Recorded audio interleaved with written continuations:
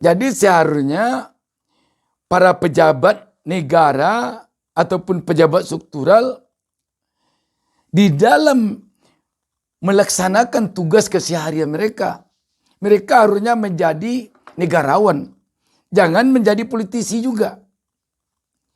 Kalau mereka tetap saja menjadi politisi, maka akan terjadilah seperti ini.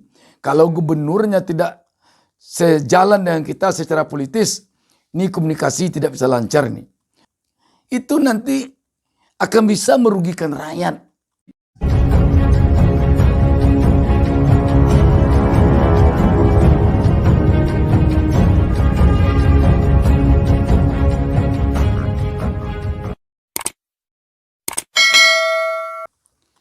Assalamualaikum warahmatullahi wabarakatuh. Mengawali pertemuan kita ini, saya Bustami Narda kembali mendoakan kepada Allah Subhanahu wa taala, Tuhan Yang Maha Esa. Semoga seluruh pemirsa diberinya keberkahan hidup. Sahabat BN, ini ada sebuah berita menarik. Saya akan bacakan langsung berita ini. Detik News menurunkan sebuah berita di bawah judul Bahlil puji Heru Budi, _2. Baru kali ini komunikasi Kementerian dan DKI bagus. Berita ini hari Selasa 3 Januari 2023. Jakarta. Menteri Investasi Kepala BKPM Bahlil Lahadalia bertemu dengan penjabat PJ Gubernur DKI Jakarta Heru Budi Hartono di Balai Kota. Keduanya membahas perizinan berusaha terintegrasi secara elektronik atau OSS untuk percepatan investasi. Jadi ini kunjungan kedinasan kekeluargaan untuk tahun baru. Yang kedua tadi kami sudah bersepakat dalam rangka percepatan investasi di DKI. Salah satu syaratnya adalah kemudahan berusaha, percepatan perizinan yang semuanya itu lewat OSS. Kata Bahlil di Balai Kota DKI Jakarta, Jalan Medan Merdeka Selatan, Jakarta Pusat, Selasa 3 Januari 2023. Seperti diketahui, saat ini perizinan diterbitkan oleh lembaga OSS untuk dan atas nama menteri, pimpinan lembaga, gubernur atau bupati wali kota kepada pelaku usaha melalui sistem elektronik yang terintegrasi. Karena itu perlu adanya kerjasama yang terjalin antara pemerintah pusat dan daerah. Bahlil kemudian melontarkan pujian kepada Heru. Bahlil merasa komunikasi antara kementerian yang dipimpinnya dan Pemprov DKI baru terjalin dengan baik di masa kepemimpinan Heru Budi. Jadi Pak Heru ini saya terima kasih kerana selama ini jujur saya katakan baru kali ini komunikasi kita yang sangat bagus antara pemerintah DKI dengan Kementerian Investasi sejak implementasi OSS RBA, ujarnya. Bahlil merasa komunikasi dengan gubernur sebelumnya belum maksimal. Karena itu dia berharap Pemprov DKI di bawah kepimpinan Heru dapat melakukan percepatan investasi di ibu kota.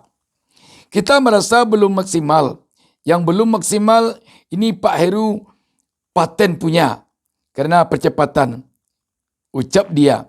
Bahlil menjawab pertanyaan mengenai komunikasi yang terjalin dengan gubernur sebelumnya. Dalam pertemuan hari ini, kedua pihak sepakat untuk membentuk tim kecil dalam rangka percepatan peningkatan investasi di Jakarta. Saya pikir ini yang harus kita lakukan kerana kalau tidak kita kembangkan, melakukan percepatan-percepatan, penciptaan lapangan pekerjaan itu akan terhambat. Jadi kita tak mahu menghambat penciptaan lapangan pekerjaan, terangnya. Penjabat atau PJ Gubernur DKI Jakarta Heru Budi Hartono menyatakan tim kecil itu akan diisi oleh sejumlah pejabat yang mengurus perizinan. Nantinya tim itu akan merumuskan percepatan dari sejumlah organisasi perangkat daerah atau OPD hingga ke tingkat kecamatan dan kelurahan.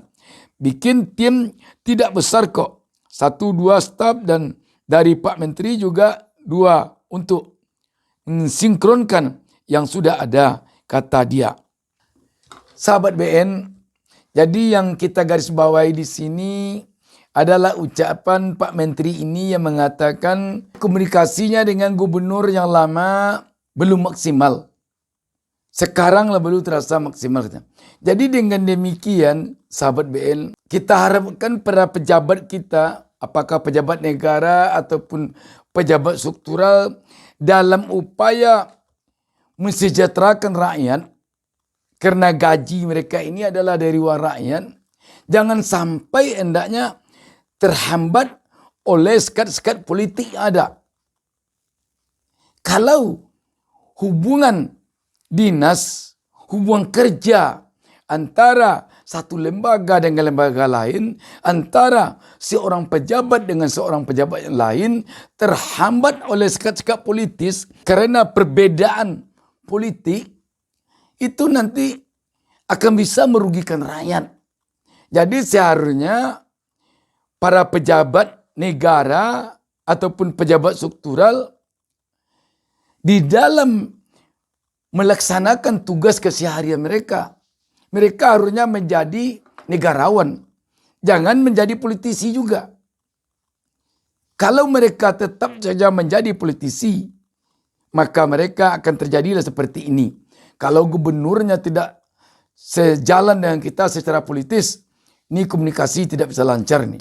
Konsekuensi negara kita melaksanakan sistem pemerintahan seperti sekarang ini, konsekuensinya begitu. Tidak mungkin gubernur, bupati, wali kota yang ada di Indonesia ini seluruhnya adalah satu partai, satu pandangan politik dengan presiden. Tidak bisa.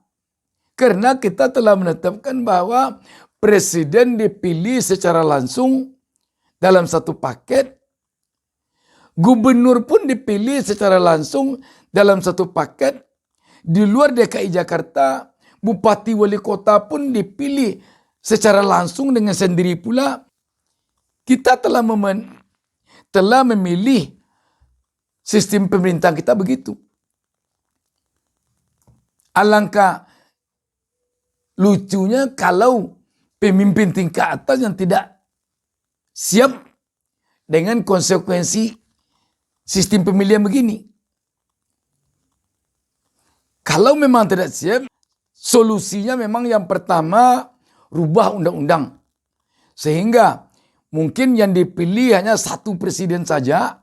Nanti presiden yang memilih gubernur, memilih bupati wali kota. Atau kalau tidak demikian memang dengan cara sekarang. Habis pemilihan presiden, gubernur, bupati, wali kota di PJ kan semuanya. Seperti sekarang. Tetapi kalau tidak demikian, tentu tidak bisa dipaksakan bahwa kalau presidennya nanti, taruhlah presiden nanti si A dari partai B, tidak mungkin ke bawahnya harus gubernur, bupati, wali kotanya dari partai yang sama semua, kalau tidak mungkin. Kalau peraturan perundang-undangan sistem pemilihan kita tidak kita rubah, tetap juga seperti sekarang. Dan pejabat manapun sebagai pengelola negara, sebagai yang mengurus rakyat, tentu siap menerima konsekuensi ini. Kalau tidak siap menerima konsekuensi ini, ya seperti yang dikatakan Menteri Bahlil inilah. Selama si A yang tidak satu jalan politis dengan pemerintah pusat, selama itu pula komunikasi yang tidak bisa jalan. Gitu. Yang rugi tentu rakyat. Kan sangat merugikan rakyat. Andai kata contoh, ada suatu kementerian yang harusnya dia akan membangun suatu jenis pembangunan untuk rakyat di sana, tetapi karena kebetulan gubernurnya di sana atau bupati wali kota di sana tidak satu koalisi dengan dia, tidak satu haluan politik dengan dia, bisa-bisa tidak dapat. Tidak tahu dia bahwa yang menggaji dia dengan yang menggaji gubernur, bupati, wali kota itu sama-sama rakyat. Oh, gubernur digaji oleh presiden contohnya, atau oleh menteri. Sedangkan presiden atau menteri digaji oleh rakyat. Atau bupati wali kota digaji oleh tokoh masyarakat di kabupaten atau di kota tempat dia bertugas. Bisalah. Ini sama-sama uang rakyat yang menggajinya. Kok bisa punya sekat dia dalam menjalankan tugas untuk kepentingan rakyat? Karena tidak satu koalisi. Karena tidak satu haluan politik. Dan kita tentu berharap para pejabat kita, terutama tentu pejabat negara, agar mereka bisa memisahkan antara persoalan politik dengan persoalan kepentingan rakyat. Agar bisa mereka kapan menjadi politisi, kapan menjadi negarawan. Ketika menjadi politisi, silakan mereka berantem. Tetapi setelah mereka menjadi negarawan, mereka harus bersatu untuk kepentingan rakyat. Kita senang dengan menteri ini. Beliau bicaranya apa adanya aja. Saya setiap melihat Pak Bahlil ini diskusi atau bicara di mana-mana. Saya ingat Pak Sultan Batu Gana karena sering menyebut itu barang, itu barang. Itu barang jadi itu. Itu barang.